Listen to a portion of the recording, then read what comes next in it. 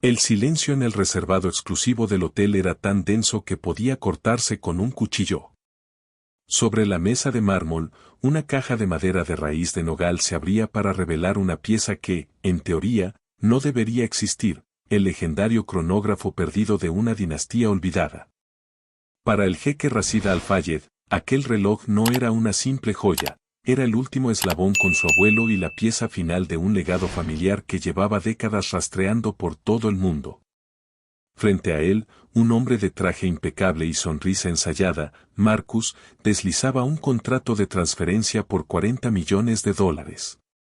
El jeque tomó la pluma estilográfica, su mano rozando el papel, a punto de sellar un destino que le costaría una fortuna y su honor.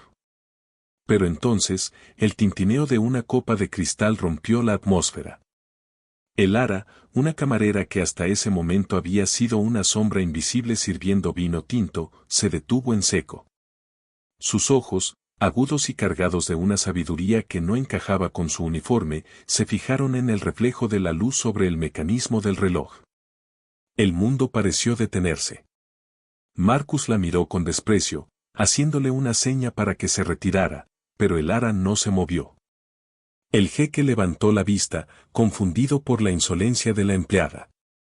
Justo cuando la pluma iba a tocar el papel, la voz de Elara resonó en la habitación, no con el tono sumiso de una servidora, sino con la autoridad de una reina. «Esto es falso». «Detenga esta locura ahora mismo», gritó Elara. Pero no lo hizo en español, ni en el inglés que se esperaba en un entorno tan internacional. Sus palabras salieron en un árabe clásico, perfecto y fluido, con el acento de las antiguas familias nobles del desierto. La sorpresa en el rostro del jeque Rashid fue absoluta, soltó la pluma, que rodó por la mesa manchando el mantel blanco. Marcus, empalideciendo por un segundo antes de recuperar su máscara de arrogancia, golpeó la mesa con el puño, exigiendo que seguridad sacara a esa mujer de la sala de inmediato. Nadie en ese hotel sabía que Elara no siempre había sido una camarera.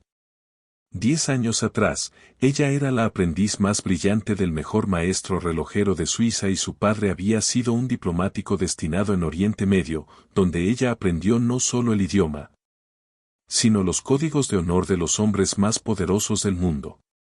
Un trágico accidente y una traición corporativa la habían dejado en la ruina, obligándola a esconderse tras un delantal para sobrevivir.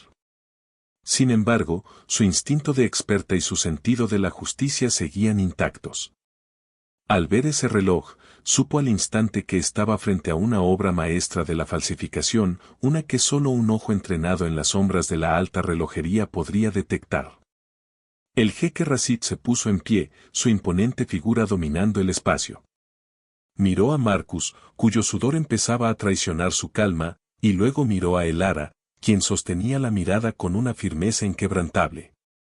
El jeque habló en árabe, preguntándole a la joven cómo se atrevía a interrumpir un trato de esa magnitud y por qué dominaba la lengua de sus ancestros de forma tan impecable. Elara, ignorando las amenazas de Marcus, se acercó a la mesa, tomó la lupa de joyero que el estafador había dejado a un lado y señaló un punto casi invisible en el eje central de la pieza. La tensión subió hasta niveles insoportables mientras el destino de 3 vidas colgaba de un hilo de acero milimétrico. Marcus soltó una carcajada nerviosa que resonó vacía en las paredes de madera del reservado. Con un gesto de desprecio, intentó arrebatarle la lupa a Elara, pero la mano firme del jeque Rashid se interpuso en su camino, sujetándole la muñeca con una fuerza de acero. El aire se volvió irrespirable. Marcus, sudando bajo las luces cálidas, comenzó a gritar que la mujer era una enferma mental, una simple empleada resentida que buscaba notoriedad a costa de un negocio legítimo. Sin embargo, el jeque no apartaba la vista de Elara. Había algo en su mirada, una mezcla de dolor antiguo y dignidad inquebrantable, que le resultaba inquietantemente familiar. En un árabe pausado y melódico, cargado de tecnicismos que solo un experto podría conocer, Elara explicó que el cronógrafo original de la dinastía Al-Fayed tenía un defecto deliberado en el puente del volante, una marca de autor que el maestro relojero incluyó para proteger la pieza de las copias de la época. Aquel reloj sobre la mesa era perfecto, demasiado perfecto.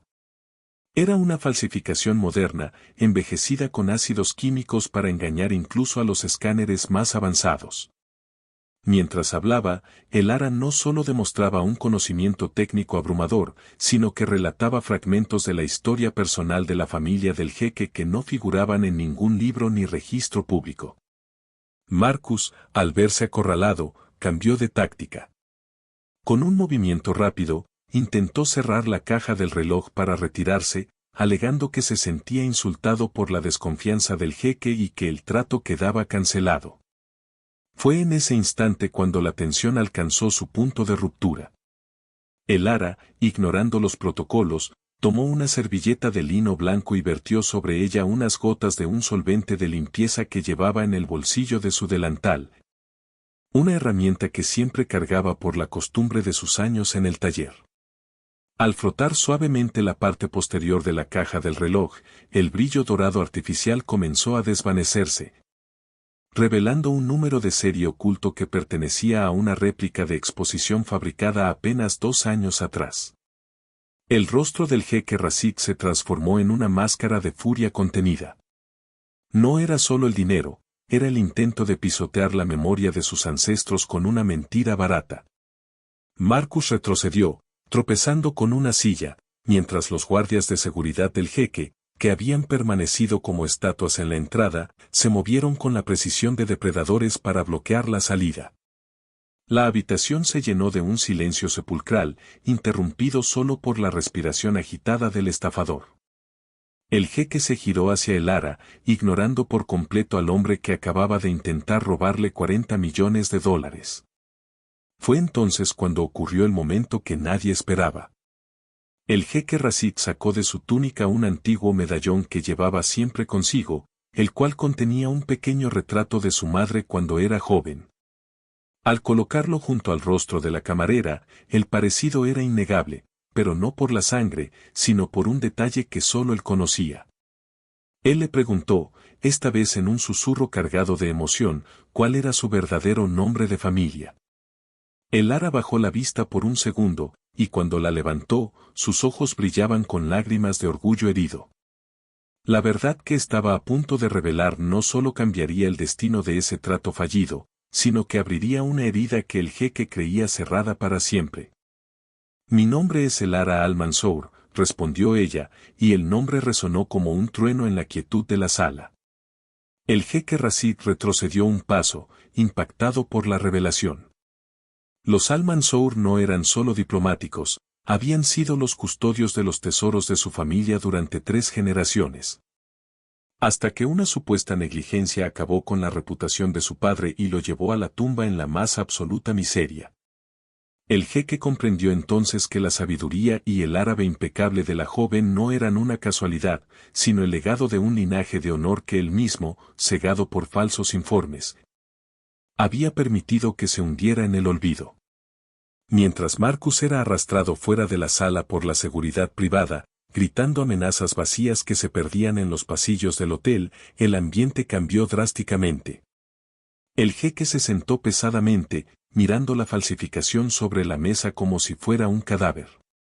El giro inesperado no fue la estafa de Marcus, sino lo que éste confesó en un arranque de cobardía antes de ser silenciado: el reloj falso no era una creación suya, sino que le fue entregado por el propio asesor financiero del jeque, el hombre en quien más confiaba.